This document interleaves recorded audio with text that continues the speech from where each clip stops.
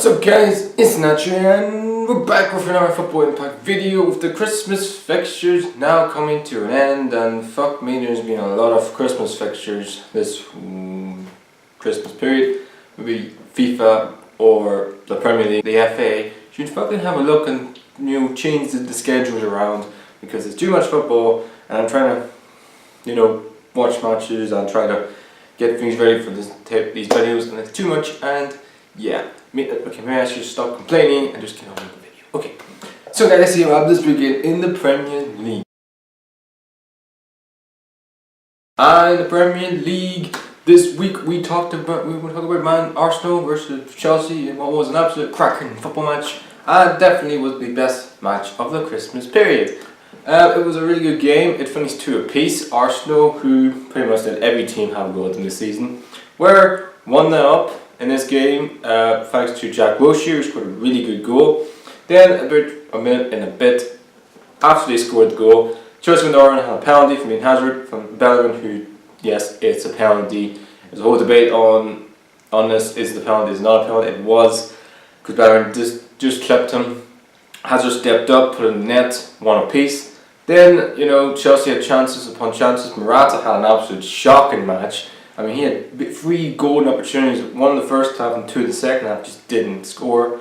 Then Chelsea took Hazard off, ball on William. He puts in an absolute phenomenal ball into Zabacosta, who another player came on for Victor Moses. He puts it in. Marcos Alonso is unmarked and puts it in the back of the net for 2-1. And then, we thought, oh, okay, this is going to be a routine. Chelsea are going to win this game. And Arsenal are just going to be like the same with Arsenal. Just have a big problem with defence and a mentality of turning up in these type of matches and go and win it. And that's the reason why I don't think they win the league until they change their mentality or change something. But give credit where credit's due. They came back and at the dying ends of the match and scored a really good goal from Hector Bellerin. Puts it in the back of the net. A lot of Arsenal fans have criticised all season and all of last season, saying it's just 12 to 18 months to grow his hair long. But he stepped up, put in a really good goal, and then at the end, Chelsea hit the crossbar thanks to Zabacosta, and then Morata had another big chance. So it was a really good end-to-end match. It was definitely one of the best matches of the season, and as long as that would be like 2 points drop for both teams. Arsenal should have won it, and same as Chelsea. Chelsea now, Tyrese is finished. They now is trying to finish second, maybe between them and Manchester United. Arsenal has 2 points drop for them to get into the top 4, which is going to be difficult for them this season because they've really struggled against these type of teams. They're struggling to top them. They couldn't beat Liverpool home and away, and now this tough match is coming up away to Old Trafford, going to play City next. So they've really got some tough fixtures coming up, and they need to pick those points up if any chance to finish top 4. Chelsea looks like second or third is where they're. Manchester City 3-1 win against Watford. Raheem Sterling scores his 17th goal of all competitions and his 14th goal in the league this season. He's been absolutely sensational, and no question about it, Pep Guardiola's getting the best out of him this season. Aguero scores well, and routine win for City.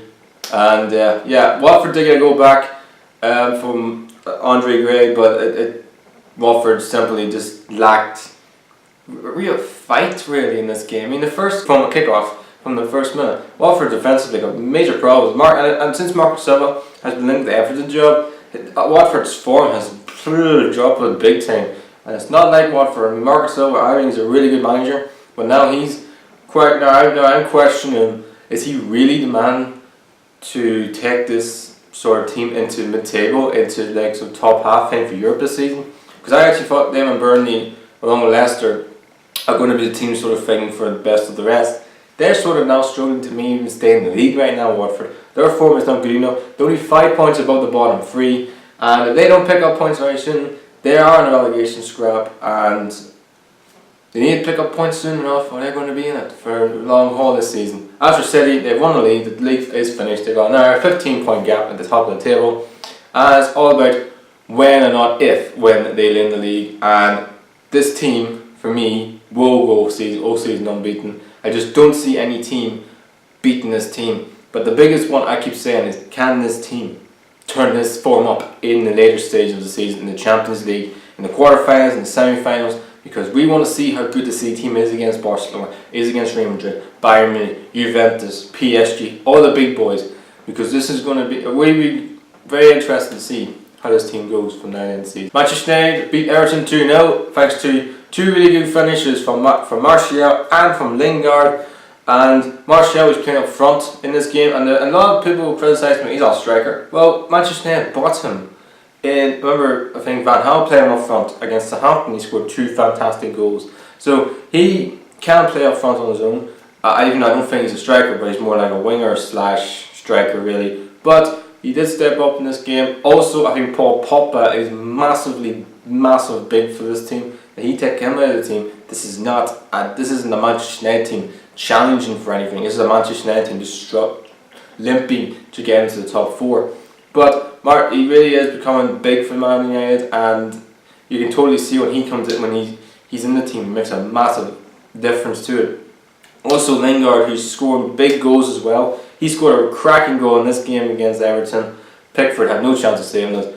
But he's really become big for Manchester United. You know, he's now, I think, up there with 3rd or 4th top goal scorer for Manchester United this season. I think he scored more goals than Marcus Rashford. So that tells you how highly he's been this season and how bad Marcus Rashford's been this season. But Lingard looks like to be one of the players to watch, even at England the World Cup. If he keeps his form going, he could be a starter for England at the World Cup. So he's definitely got potential to be a good player for the future. If he keeps this up, he, for me, could single-handedly be going to, I wouldn't say going to leave Manchester United, but if he keeps this up, Man United may even struggle to keep him.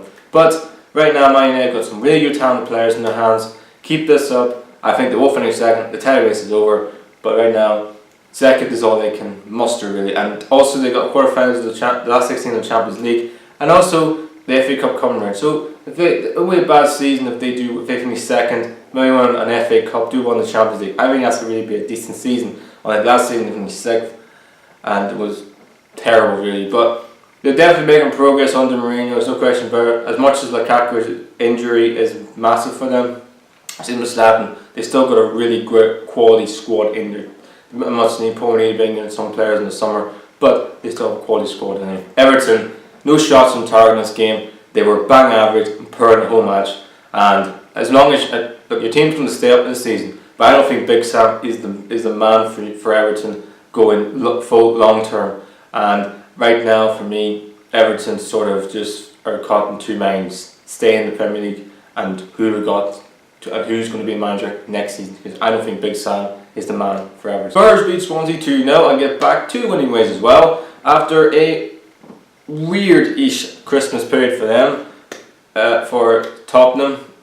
But Swansea, they got a big win against Watford the last game, and you thought, okay, this will kickstart their season. No, they were poor again in this game. Yes, Damian Sanchez should have been sent off for a challenge he did on the Swansea player, but Swansea looks poor. Llorente, who's back at his former club, scored the first goal. Dele Alli at the end scored a late second goal just to kill the game and make the 3 points theirs. But Swansea have got nothing going forward.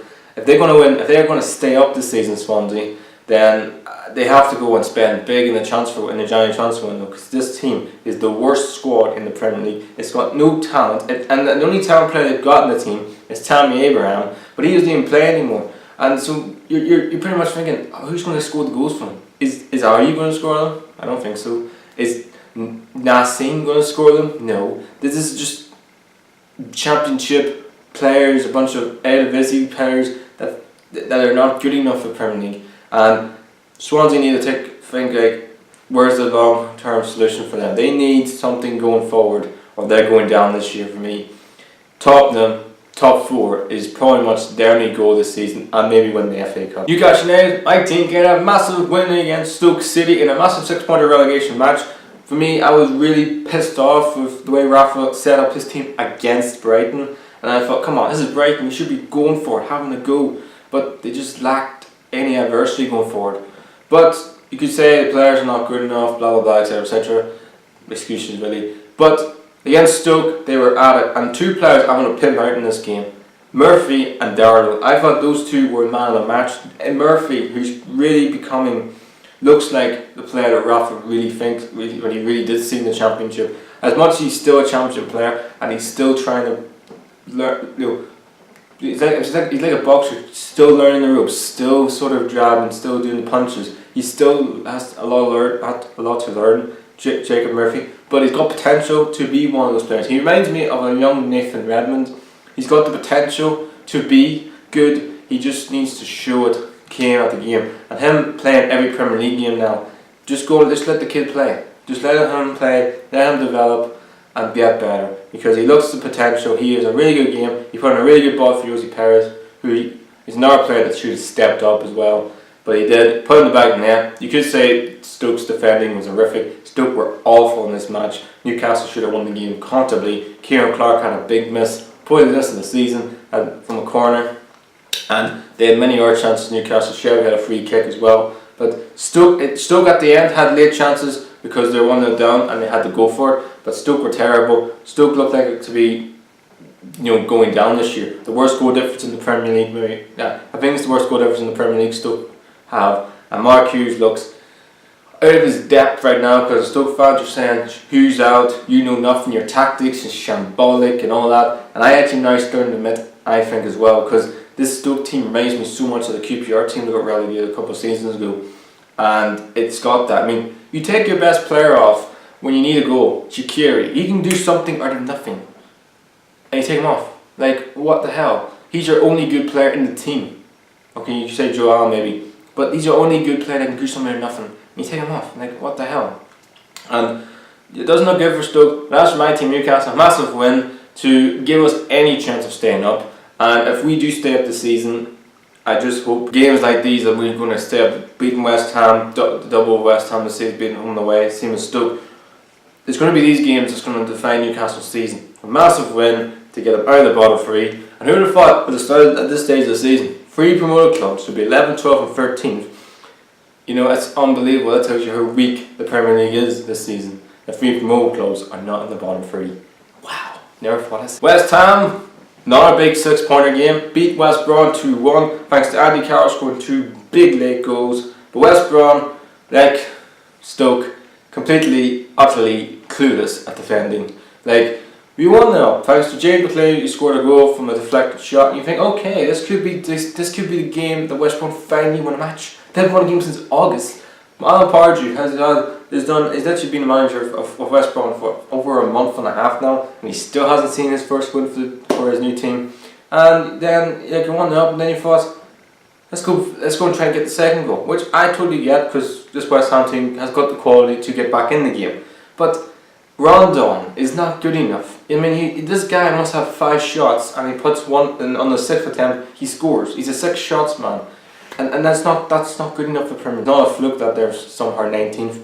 They're there because their team does not have the quality to score goals, and they defensively are all over the place. They're aging defensively. I mean, Ben Foster made some big saves in this game to even keep it 2-1. But Andy Carroll, I think he did start this match. He was a big involvement in the game, even though he was putting the crosses in, which he should be in the box. But the first time ball in from one of the West Ham players, puts it into Andy Carroll, he heads it in, he does what he does, puts it in the header, 1-0. The second goal, the only word I can say is West Brom were doing defensively, I haven't got a clue, because he's literally unmarked. Yes, it's a great foundation to score from that type of angle, but he shouldn't be, he's unmarked. Who's marking him? That's just unbelievable. Then he puts it in the back net, 2-1, massive win for West Ham. And they now have a game in hand. They now play Tottenham in that game in hand, which I think is tomorrow or today or somewhere this week. So they go into that game with confidence, and also they have beaten Tottenham. They have beaten Tottenham this season at the London Stadium in the Carabao Cup or the EFL Cup or whatever you fucking call it now. So they've got confidence going into this game, and I don't know what it is, but West Ham always somehow turn up against Tottenham because they're one of the biggest rivals. But massive win for West Ham to get them out of the relegation zone, and now they can actually think, if we get another win, they're not far off the top half, because it's so tight down there. It's like 4 points separates so many teams.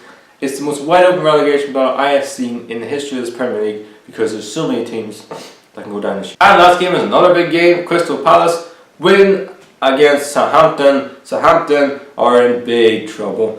The only word I can say in this game is Shane Long scored.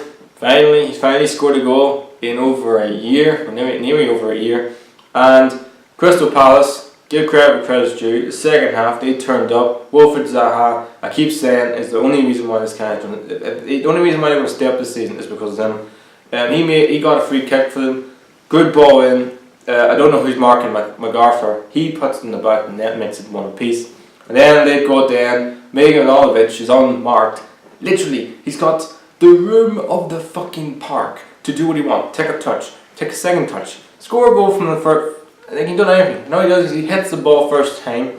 Yes, you could say the goalkeeper should have done better, but I think it's just a remarkable goal that he had no chance of saving. In the bottom corner, great finish, 2-1. Crystal Palace are now unbeaten since, I don't know the last time they lost. I know they lost to Arsenal a couple of days ago, but Arsenal, they could have easily get a point in that game. So Crystal Palace are really on a good run of form, and I'm actually now thinking that they actually could stay up now because they're in such a good run of form. But the only 2 points off the bottom three is so tight down there. I mean, one defeat and you're back in the fucking mire again. So massive win for Crystal Palace. Southampton are only goal difference off being on the bottom three, of being in the relegation zone. So big problems for them. Now so is Van Dijk, so they have 75 million to spend on January transfer window to get the squad better to stay in the Premier League. But I'm now thinking this team is just it's something not right at this team. I mean, they didn't spend any money. They should have sold Van Dijk in the summer for me. He didn't want to be there. And if you know a player doesn't want to be there, just sell him. Go out and bring players that do want to be there, that do want to wear the shirt and show the passion on the pitch. Just do that. And for me personally, that's not what Southampton did in this game. They were second best to everything. They lacked anxiety, they lacked anything going forward. They got major problems. I'm now actually thinking that manager for Southampton is not good enough. And I said this, and I keep saying this, they're stupid enough to sack Claude Puel. Why would you sack a manager, give you top 8 at a cup and got to the cup final last season? It's completely stupid. And for me, you got what's coming to you, Southampton, because you shouldn't have sacked Claude Puel. You're just dumb enough and stupid enough to do so in the first place. And for me, maybe relegation is what you deserve for getting rid of a manager who I rate as highly. He did really well in France. I know it's Ligue 1, but he won Ligue 1 title. I mean, he's a really good manager. He's not one of those managers you just sweep under the carpet. He's a really good manager. And Southampton now maybe even need a new manager. But who are they going to get next? We don't know. Maybe Glenn Hoddle will go back to Southampton, maybe? We don't know. But a massive win for Palace to keep him in the Premier League. Okay, now look at the Premier League table. Man City top it comfortably, 15 points clear and a plus 51 goal difference. They're certainly just destroying it in one league. Man United are second, and point above Chelsea. Chelsea are third, Liverpool are fourth. Tottenham go above Arsenal, who are now down to sixth. And then it's Burnley, Leicester, Everton, Watford. And the bottom, Huddersfield, Brighton, Newcastle, three promoted clubs, doing really well this season. Crystal Palace, Bournemouth, West Ham, Southampton, Stoke, West Brom and Swansea. That is your Premier League table after many games and after the Christmas break. Put in the comments down below, guys, who you think is going to get relegated. So guys, let's have a look what happened this week in Serie A. And in Serie A, Napoli beat Crotone thanks to a wonder strike from Marek Hamšík, who is now the all-time goals. And ever since he broke that record, he's just hadn't stopped scoring goals since. I know they lost in the Coppa Italia to Atalanta this week 2-1, but if they won the Scudetto and if they won the Serie A Scudetto this season, I don't think they give a fuck if they don't care about winning the Coppa Italia. But this Napoli team's got somewhat character, as much as Crotone is the worst team defensively this season, apart from Beneventuro in Serie A. That this is a really good. This Napoli team's like a Napoli team that can win any game. Ugly, drafty, heartfelt game. They've got so much quality going forward. They've also got some really good players apart from Hamšík, apart from Mertens, apart from Insigne and Calderon. They've also got other players in that team. Koulibaly, I think, has been excellent this season for them. He's a really solid defender and definitely has got better as a defender since he's been at Napoli. So really good win for Napoli to still be top of the league. Juventus are the only challengers at this moment in time. Beat Verona 3-1 and thanks to a good couple of goals from many good players. Really, I forget who scored the goals. Damn natural, how did I forget that? The games were quite a while ago, I totally forgot. But again, a good 3-1 win anyway. Definitely Juventus, I think, because Inter Milan are sort of, the wheels are wobbling at the minute. But they're for me, I think, the only team, apart from Napoli, that could actually fight for the Serie A Scudetto race this year. Inter got too much work to do, I feel, after they got a 0-0 draw against Lazio. I just feel like it's between Napoli and Juventus again, like it was last season. But Inter's still in there, as much as the gaps get a little bit bigger. But Lazio, who played really well in this game actually, and Felipe Anderson came on, missed 2 absolute sitters in this game, and Lazio could have won at the end. Inter really weren't at it really, and maybe the Christmas fixtures are coming a bit too soon for them, because they lost in the Coppa Italia to AC Milan, their arch rivals. So maybe the form is not great, but they still had a great season anyway to Milan, because last season they were nowhere, and now they somehow to be fighting for the Scudetto this year. It's a massive up for them, and Leonos Blair's is doing really well that team, and Icardi, who is a top goal scorer in Serie A, he's had a really good season nonetheless for Inter Milan. Roma drew 1-1 against Sassuolo, and if any chance of winning the league is now gone, because this is the type of game they F up every season in Roma. Last season they F up matches that you think they're going to win, but somehow they don't win, and this game was one of them. Sassuolo are not a good team, somehow they got a point against them. AC Milan and Fiorentina, both teams pretty much fighting for nothing this season really. Fiorentina's had a very poor season for them really, and same as AC Milan, who spent a shit ton of money in the summer,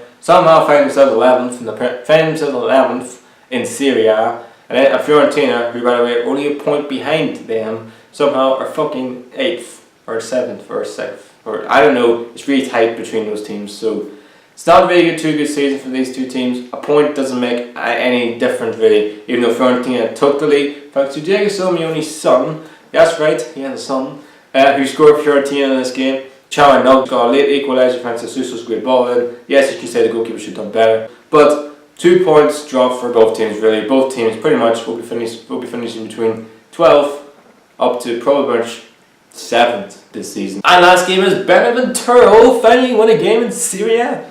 Well done to them. You're still going to go down, but my God, well done to you to win your first game in Serie A. Wow, you beat the Flying Donkeys, who literally must be fucking thinking, how the fuck did we lose to them? But good win for them. Still going to go down, but it gives you a little sort of pat on the back, saying, we won a game in Serie A. You're not going to be the worst team ever known to win a match in top flight history, but well done to win your first game in Serie A. Chievo, you should be embarrassed, and you should be in bed right now, crying your eyes out, saying, how the fuck did we lose to them? Alright guys, this is what Serie A table looks like now. We're in Napoli top with 48 points, a point above Juventus. There's a little bit of a back gap back to Inter Milan. There's Roma, Lazio and Sampdoria stay as it is. Udinese now moving up to 7th, what an amazing couple of games they're having. There's Fiorentina with their point addition, now stay at 8th. There's Atalanta and Torino at the bottom. Milan stay as they are. There's Bologna, Chievo, Sassuolo with their point moves them above. Cagliari, Genoa, Splat, Crotone now remains at the bottom 3. Verona stay where they are, and Benevento, their win, still bottom, and probably pretty much still go down to Serie B. So guys, the end of the football impact for this episode. But before I end it, I just want to talk about something that's a very touchy subject, but I felt I need to talk about. Now, there was a YouTuber who made a video that, for me, was borderline pathetic and should never be on YouTube, and that guy, for me, is not qualified to be a YouTuber, because YouTubers are supposed to make videos that are supposed to be inspirational, they're supposed to make people's lives better, and for me personally it's supposed to sort of show, yeah, I like him because he's got a personality, he's got something that I like about him. That's what YouTubers are. That's what I try to make for my videos, even though they are football related videos and not actually vlogs and stuff like that. But he, for me, made a video that was borderline stupid and should never been done. But I'm not going to be talking about this. I want to talk about mental health issues, which is a major problem in the world today. People struggle with, maybe waking up in the morning and they feel like, what's the point of doing this? Why am I doing this?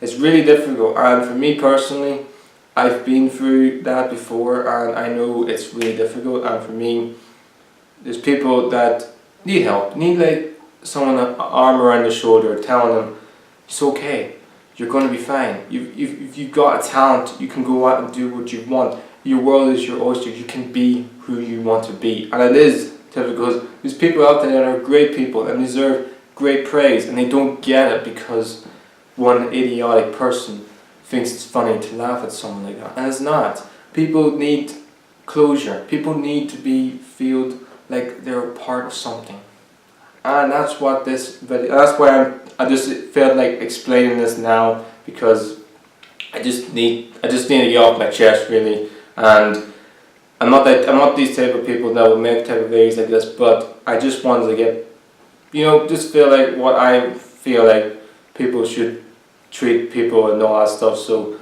for me, I hope you guys are having a fantastic day. Like I always do say at the end of the videos, because I really do mean it. Hope you guys are having an amazing day. Hope you guys are still hope you guys had a great Christmas. Hope you guys are having a great New Year. Hope you guys keep on being yourselves and being whoever you want to be. Please like, subscribe, the natural is out.